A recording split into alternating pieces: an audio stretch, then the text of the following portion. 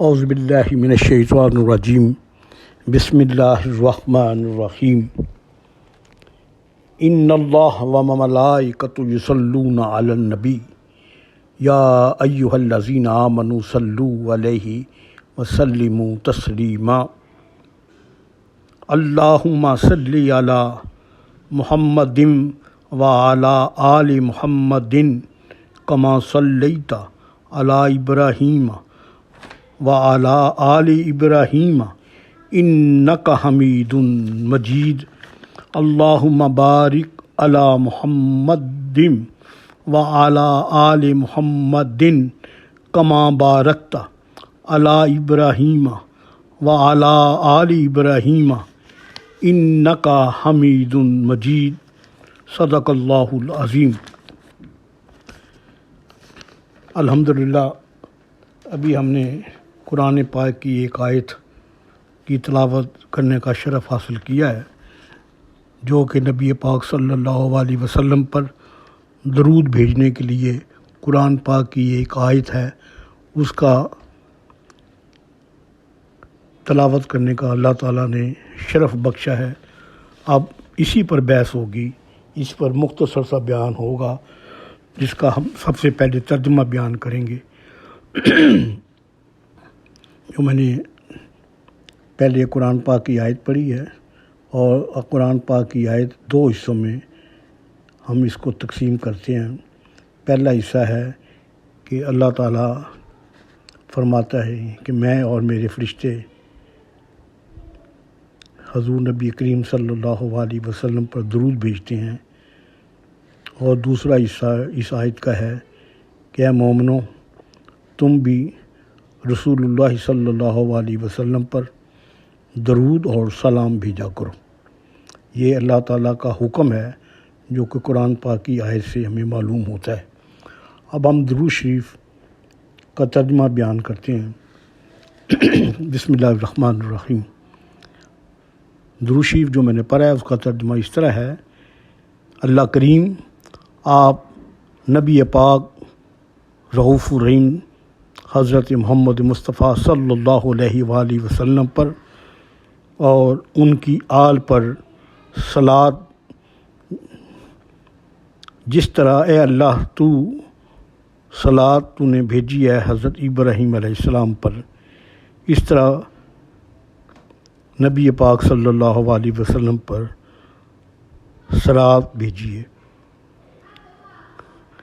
اور جس طرح حضرت ابراہیم کی آل پر، بے شک اے اللہ تو تعریف کے لائق ہے اور بزرگ ہے، انک حمید مجید تو اس کے لائق ہے، تو ہی بزرگ ہے، یا الہی تو برکت عطا کر حضرت محمد مصطفیٰ صلی اللہ علیہ وآلہ وسلم پر اور ان کی آل پر، جس طرح تو نے برکت نازل کی حضرت ابراہیم علیہ السلام پر اور ان کی آل پر، بے شک اے اللہ تو تعریف کے لائق ہے اور بزرگ ہے۔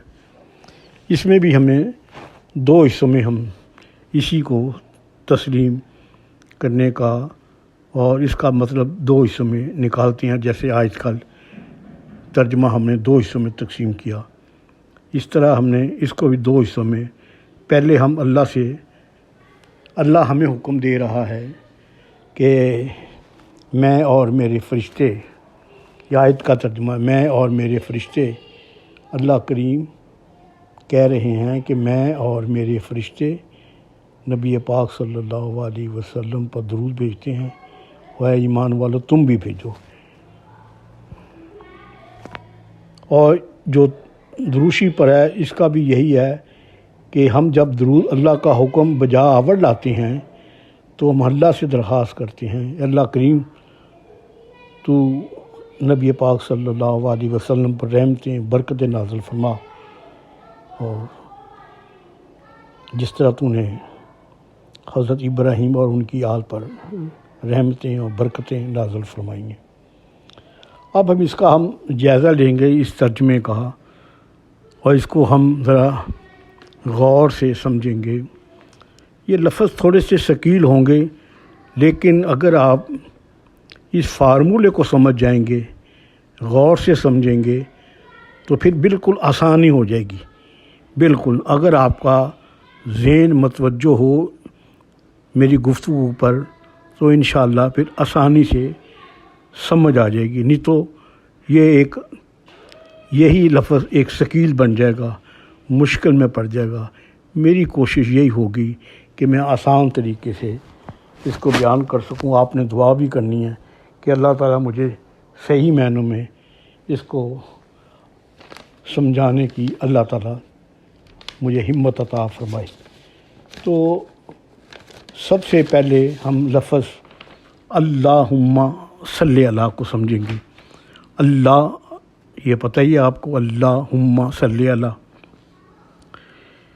یہاں سے یہ درود شریف شروع ہوتا ہے.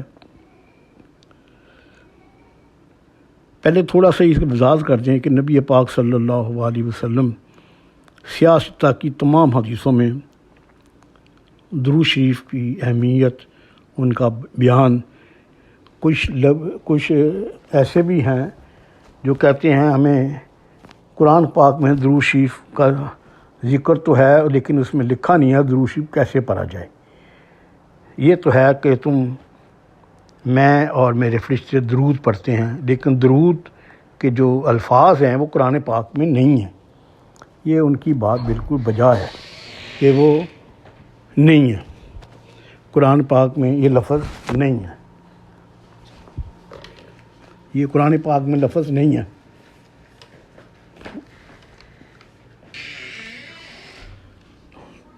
اور یہ بھی بات سمجھ جائیں آپ کہ ہر وہ حدیث جو قرآن کے ساتھ ٹکراؤ کرتی ہوگی وہ حدیث نہیں کہلائے گی، لیکن جو صحیح حدیث ہے وہ قرآن پاک کے ساتھ ٹکراؤ نہیں کرتی. اس میں تقریباً 40 کتابوں میں، سیاستہ کی ساری کتابوں میں درود شریف کے ایک ایک لفظ درج ہے کہ درود شریف کس طرح پڑھنا ہے. نبی پاک صلی اللہ علیہ وسلم کے پاس بے شمار صحابہ کرام آئے اور انہوں نے کہا یا رسول اللہ صلی اللہ علیہ وسلم، ہمیں حکم تو ہو گیا درود شریف پڑھنے کا لیکن درود شریف کیسے پڑھیں؟ تو حضور صلی اللہ علیہ وسلم نے درود شریف پڑھ کے سنایا، جو کہ میں نے پہلے آپ کو سنا چکا ہوں، اس کا ترجمہ بھی آن چکا ہوں. تو یہ اس میں کوئی ابہام نہیں ہے. بے شمار سیاستہ کی ساری کتابوں میں، تاریخ کی کتابوں میں، فقہ کی کتابوں میں درود شریف کے الفاظ درج ہیں.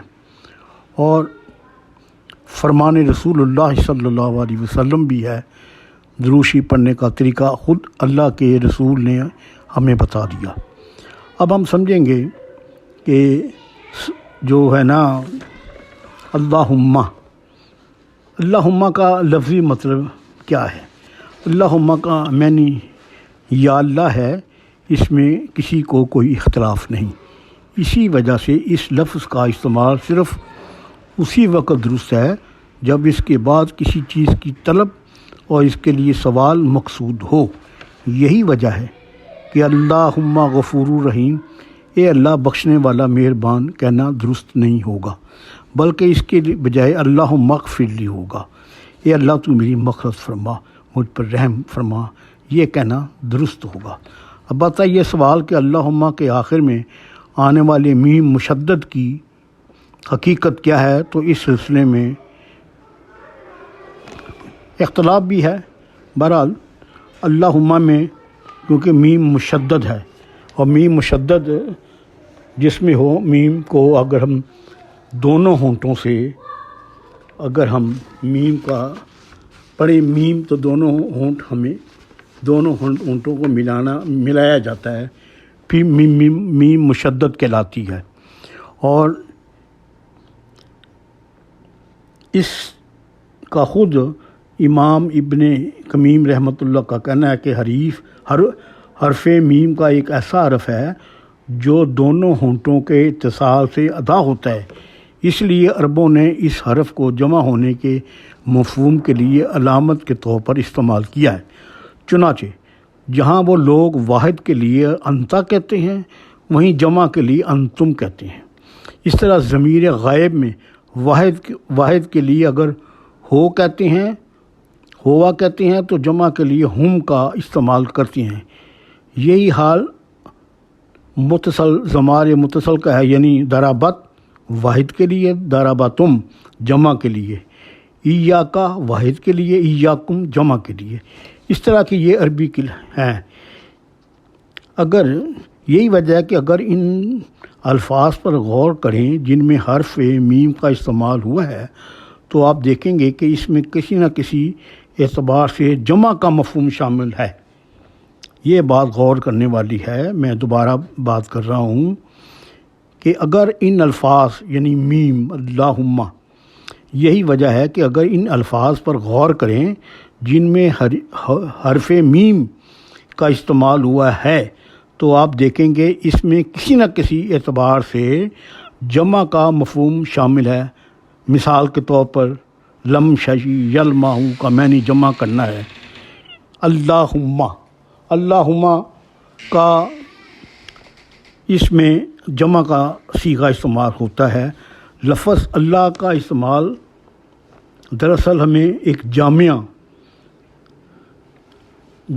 ہمیں بتاتا ہے کہ اللہ تعالیٰ کے جتنے بھی نام ہیں وہ اگر ہم اللہم کے آخر میں حرف میم کے تعلق سے جو میم کے پر میم مشدد ہے تو ہمیں معلوم ہوگا کہ اس حرف کو اللہ تبارک تعالیٰ کے ایک ایسے نام کے آخر میں جوڑا گیا ہے جس کے ذریعے انسان مختلف احوال میں اللہ سے اپنی حاجتوں کے متعلق سوال کرتا ہے، جو اس کے سارے حسنائیں اور صفات اپنے اندر سموئے ہوئے ہیں۔ چنانچہ جب کوئی سائل کہتا ہے اللہم انی اسالک، تو گویا وہ اللہ تبارک تعالیٰ کے جتنے بھی اسم حسنہ ہیں، تمام صفات عالیہ کے جو نام ہیں، اسے پکارتا ہے ایک ہی لفظ میں۔ جب ہم کہتے ہیں اللہم تو اس کا مطلب ہے جتنے بھی اللہ کے صفاتی نام ہیں اور ذاتی نام ہیں، ذاتی نام تو ایک ہی ہے، جتنے بھی صفاتی نام ہیں اس کو پکار کر اللہ سے دعا طلب کی جاتی ہے۔ یہ ہے ایک، اور اس کو اللہم کو آپ غور سے سمجھیں گے تو پھر سمجھ آئے گی اور یہ بات یاد رکھیں کہ اللہم کے آخر میں وارد میم کا جو معنی اور مفہوم ہم نے اختیار کیا ہے، اس سے قبل بہت سے اسلاف امت سے بھی یہی منقول ہے جو میں نے بیان کیا ہے۔ حسن بصری کا قول ہے کہ اللہم دعا کا ایک جامع انداز ہے۔ اللہم کے میم میں اللہ تعالیٰ کے 99 نام جتنے بھی ہیں وہ اس میں شامل ہو جاتے ہیں۔ جب ہم اللہم کہتے ہیں تو اس نے گویا اللہ تبارک و تعالیٰ کے تمام اسماء حسنہ کے ذریعے اللہ تعالیٰ کو ہم پکارتے ہیں۔ میرا بندہ مجھ سے مانگتا ہے تو میں اس کے قریب ہوتا ہوں، اللہ خود کہتا ہے، اور مجھے جو پکارتا ہے اس کی پکار سنتا ہوں۔ لیکن اس سلسلے میں صحیح بات یہ ہے کہ لفظ دعا اور دعائے عبادت اور دعائے حاجت دونوں شامل ہیں۔ چنانچہ دعائے عبادت کے مفہوم میں اس کا استعمال قرآن کریم میں کئی جگہ پر آیا ہے۔ تو اللہم جب ہم کہتے ہیں تو اللہ تعالیٰ نے بھی کئی جگہ پہ اس کو استعمال کیا ہے اللہم کو۔ مثلا میں ایک چند دعائیہ فکرے میں بتاتا ہوں کہ مثلا اللہم انا نستعینک، یہ ہم دعائے قنوت میں پڑھتے ہیں اللہم انا نستعینک۔ تو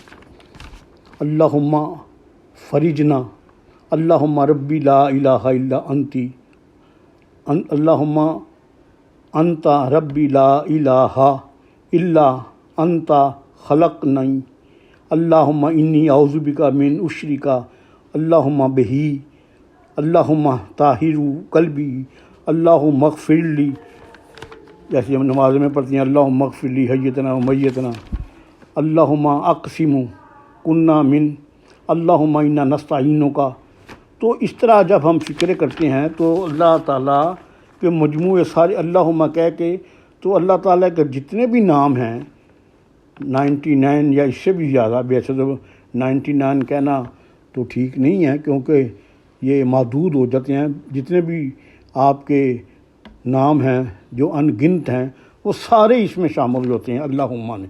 تو اللہ تعالیٰ سے ہم جب یہ بات ہو گئی کہ اللہم صلی علی، اب میرا خیال ہے اللہم آپ کو سمجھ گیا، آگے ہو گئی، اب ہم کہتے ہیں صلی علی۔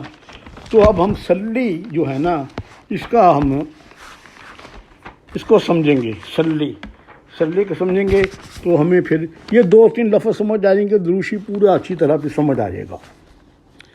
جو لفظ صلاۃ کی حقیقت ہے وہ اس طرح ہے کہ جب لفظ صلاۃ کی نسبت اللہ تبارک و تعالیٰ کی جانب سے کی جائے گی تو اس کی 2 قسمیں بن جائیں گی، ایک ہوگی عام اور ایک ہوگی خاص، ایک عام ہوگی اور ایک خاص ہوگی۔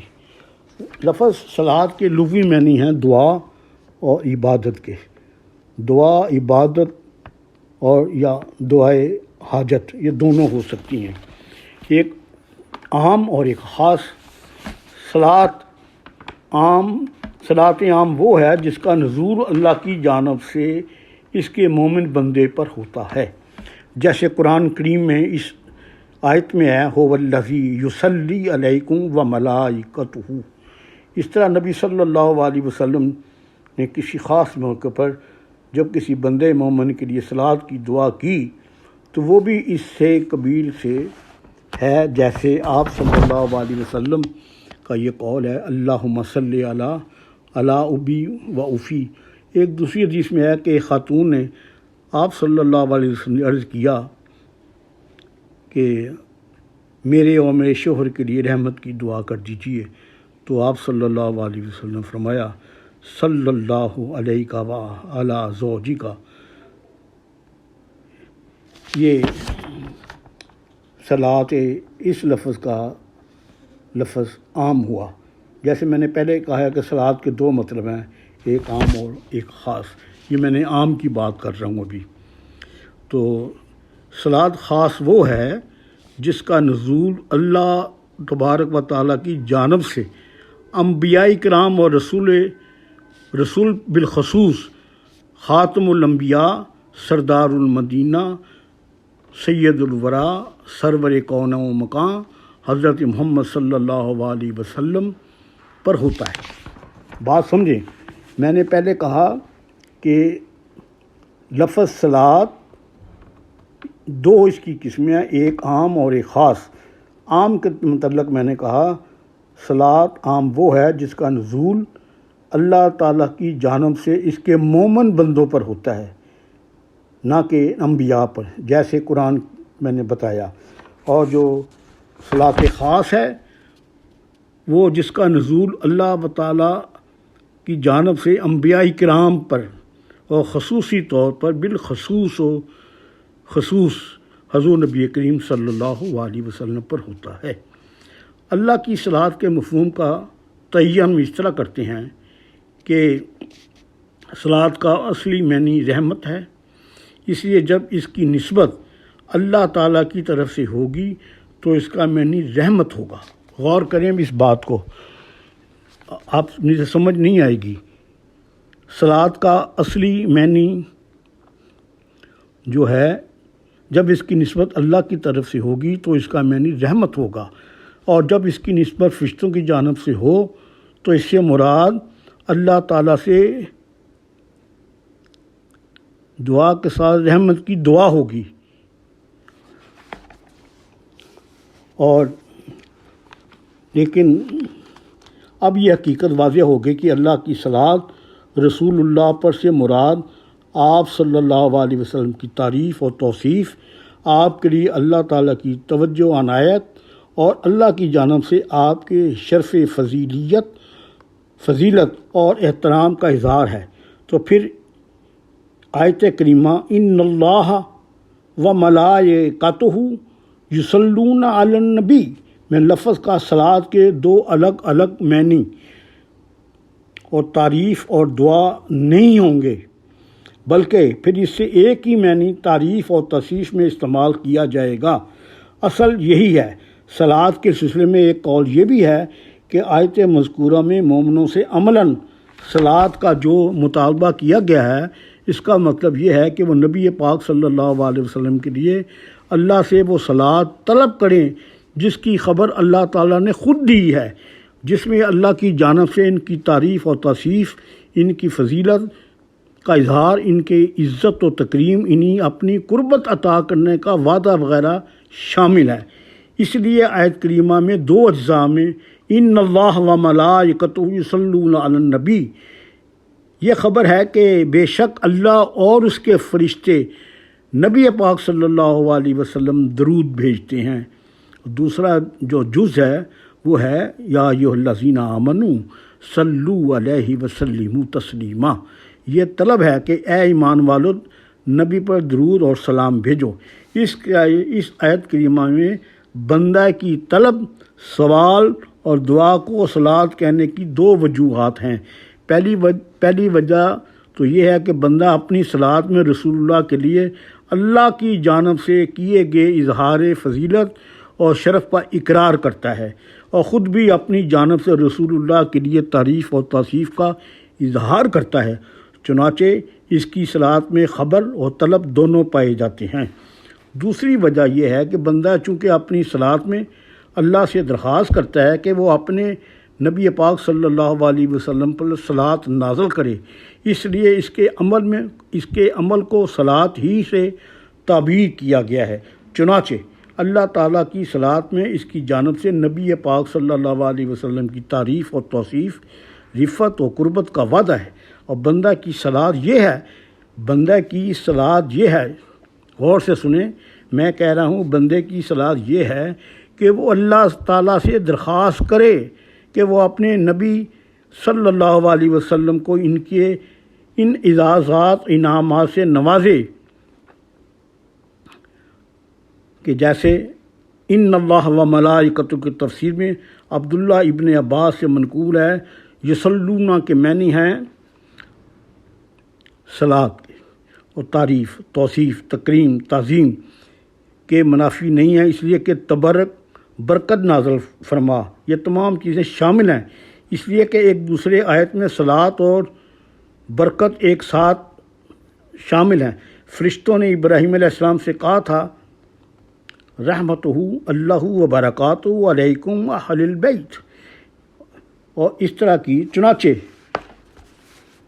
جو شخصیت مبارک ہوتی ہے وہ اپنے آپ میں خیر کی علامت ہونے کے ساتھ ساتھ دوسروں کے لیے بھی کئی اعتبار سے باعث خیر ہوتی ہے۔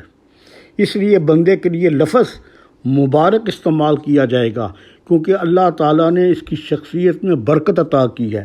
اللہ تعالیٰ کے لیے لفظ متبارک استعمال ہوگا، اس لیے کہ خیر و برکت کا نزول اسی ذات واحد کی طرف سے ہوتا ہے۔ چنانچہ بندہ مبارک اور رب متبارک ہے۔ اللہ تعالیٰ کا ارشاد ہے تبارک الذی بیدہ الملک وہو علی کل شیء قدیر، برکتوں والا وہ اللہ ہے جس کے ہاتھ میں بادشاہی ہے، وہ ہر چیز پر قادر مطلق ہے۔ یہ ہم صلات کا مطلب اور ہم نے ایک بڑی کوشش کیا کہ اچھے طریقے سے ہم سمجھا سکیں۔ ہے تو تھوڑا سا ثقیل لفظ، لیکن جب آپ اس کو بار بار غور کریں گے، غور سے سمجھیں گے، تو جب آپ کو اللہم کا لفظ سمجھ آ جائے گا اور صلات کا مطلب سمجھ آ جائے گا، تو پھر درود شریف کا سارا ترجمہ بالکل ہمارے لیے آسان ہو جائے گا۔ جیسے میں نے پہلے کہا، اللہم سے مراد تمام اللہ کے جو نام ہیں وہ سارے اللہم میں شامل ہیں۔ ربنا میں بھی اللہ تعالیٰ کی جو پالنے والا ہے اس کی تمام صفات شامل ہیں، لیکن اللہم کا انداز کچھ اور ہی ہے۔ تو جیسے میں نے دعائیے کے فکر بھی کہا ہے، تو جب ہم مراد یہ ہوگی کہ اللہ تعالیٰ نے ہمیں کہا کہ میں اور میرے فرشتے درود بھیجتے ہیں، اے مومنو تم بھی بھیجو، تو ہم اللہ سے دوبارہ لوٹ کر پھر درود بھیجتے ہیں، پھر اللہ سے درخواست کرتے ہیں۔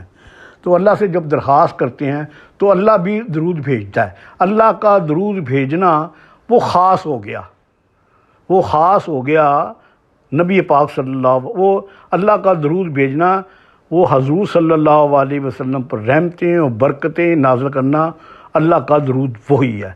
ہمارا درود جو ہے وہ دعا ہے، برکت ہے۔ آپ اس کو آسانی سے آپ سمجھ گئے ہوں گے۔ تو یہ ہم نے اس کا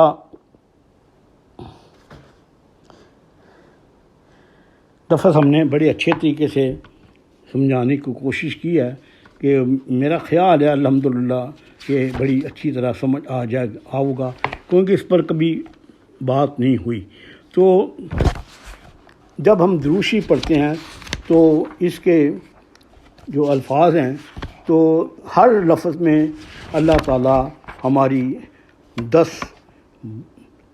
برائیاں ختم کرتا ہے، اس کی جگہ 10 نیکیاں لکھتا ہے، اور 10 درجات ہمارے اللہ تعالیٰ بلند کرتا ہے۔ ویسے تو درود شریف پڑھنے کے بہت سے فائدے ہیں، اور جو کہ ایک پوری جامعہ کتاب بن سکتی ہے، لیکن ہم مختصر اس کو بیان کریں گے۔ تو جیسے ہم جو مقامات ہیں، اوقات ہیں، وہ تھوڑا سا اس پر روشنی ڈالیں گے۔ ہم نماز میں آخری تشہد میں درود شریف پڑھتے ہیں، نماز جنازہ میں دوسری تکبیر میں درود شریف پڑھتے ہیں، اذان کے بعد درود شریف پڑھتے ہیں، جمعہ اور عید کی نماز میں خطبے کے دوران درود شریف پڑھتے ہیں، اور دعائے قنوت میں ہم درود شریف پڑھتے ہیں۔ تو مسجد کے داخل ہونے وقت درود شریف پڑھتے ہیں، مجلس میں اجتماع کے وقت درود شریف پڑھتے ہیں۔ نبی صلی اللہ علیہ وسلم کا جب بھی ذکر آ جائے تو ہم صلی اللہ، یہ بھی درود کا ایک حصہ ہے، تو ہم حضور صلی اللہ علیہ وسلم پر درود بھیجتے ہیں، اور جن کے آغاز پر ہم درود پڑھتے ہیں، نبی پاک صلی اللہ علیہ روضہ اقدس پر جائیں، ہم درود پڑھتے ہیں اور سلام پیش کرتے ہیں۔ بازار میں کھانے پینے کی دعوت پر بھی ہم درود پڑھتے ہیں۔ نماز عید میں، جمعے کے دن، ختم قرآن میں، قرآن و حدیث میں اس طرح کے بہت سے تذکرے ہیں۔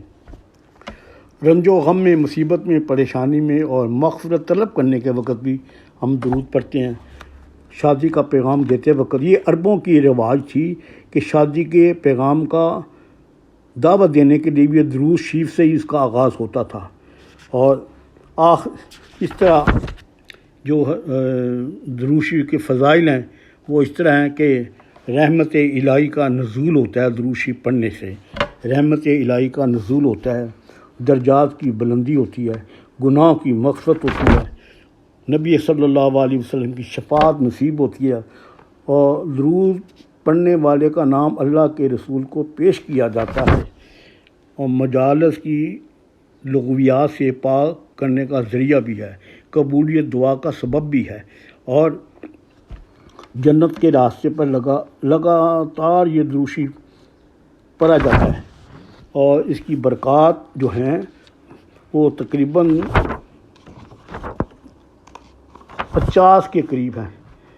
اور بندہ کے دعا کی دوسری صورت یہ ہے کہ وہ اپنے رب سے سوال کرتا ہے کہ وہ اپنے خلیل، اپنے حبیب محمد صلی اللہ علیہ وسلم کی تعریف اور توصیف اور عزت افزائی اور اکرام میں اضافہ کرے۔ اس میں کوئی شک نہیں ہے کہ اللہ تعالیٰ اور اس کے رسول دونوں کا بندہ کا یہ عمل پسند ہے کہ وہ اپنی حاجتوں کی تکمیل کے سوال پر اپنے رسول اللہ کے لیے رحمت و اکرام کے سوال کو ترجیح دے، بلکہ اللہ تعالیٰ کے نزدیک بندہ کا یہ پسندیدہ ترین عمل اور انتہائی ترجیح یافتہ سوال یہ ہے، اس لیے کہ اس نے اپنے اس سوال کے ذریعے اپنے مطلوب و مقصود پر اپنے رب اور اس کے حبیب کے مطلوب کو ترجیح دی۔ تو گویا اس نے اللہ تعالیٰ اور اس کے پسند کو ہر چیز پر ترجیح دی۔ اس صورت میں بندہ اس انتہائی نیک مقبول عمل کے بدلے اللہ تعالیٰ کی جانب سے ویسے ہی انعام یافتہ ہو گیا اور محبت و عنایت کا مستحق ہو جاتا ہے، اس لیے کہ جو تمام چیزوں پر اللہ کی ذات کو ترجیح دیتا ہے تو اللہ تعالیٰ کو بھی ہر چیز پر اس کی ترجیح دیتا ہے۔ تو درود شریف ایک ایسی چیز ہے جو پڑھنے سے اللہ تعالیٰ بندے کے سارے گناہ، بعض جگہ تو 80 سال کے گناہ، بعض جگہ مختلف روایات اس میں شامل ہیں۔ نبی پاک صلی اللہ علیہ وسلم کی ذات اقدس کے پاس ایک صحابہ تشریف لائے، آپ نے پوچھا نماز کے بعد میں کون سی دعا پڑھوں؟ تو آپ نے کہا تو دروشی پڑھا کر۔ اس نے کہا یا رسول اللہ میں کتنا دروشی پڑھوں؟ تو کیا میں 25% پڑھوں؟ آپ نے فرمایا اس سے بھی زیادہ۔ آپ نے کہا 50% پڑھ لوں؟ آپ نے کہا اس سے بھی زیادہ۔ پھر کہا 75% پڑھوں؟ پھر اس نے کہا، آپ نے فرمایا اس سے بھی زیادہ۔ تو آپ نے پھر اسے کہا جتنا بھی زیادہ ہو سکے تو اس نماز کے بعد دروشی پڑھو، اس سے بڑی دعا، اس سے بڑی نعمت اور کوئی نہیں ہو سکتی۔ اور یہ رسول اللہ صلی اللہ علیہ وسلم پر درود بھیجنا دراصل اللہ کا حکم ہے، اور بندہ مومن خوش قسمت ہے کہ درود پڑھنے کے بعد اللہ کے حکم کو بجا آور لاتا ہے، اس کا حکم مانتا ہے۔ جب اللہ تعالیٰ کا حکم مان لیا تو بہت سی نعمتوں سے اللہ تعالیٰ پھر اس کو نوازتا ہے۔ جب دروشی پڑھتا ہے پھر اور نعمتیں اسے دی جاتی ہیں، اس کی مصیبتیں، اس کی پریشانی کو ختم کی جاتا ہے۔ ہم نے اس انداز سے آج درود شریف کی معنی کے لحاظ سے ہم نے چھیڑا ہے اللہم کو، اللہم صلی علی محمد وعلی آل محمد، ہم نے اس کو چھیڑا ہے۔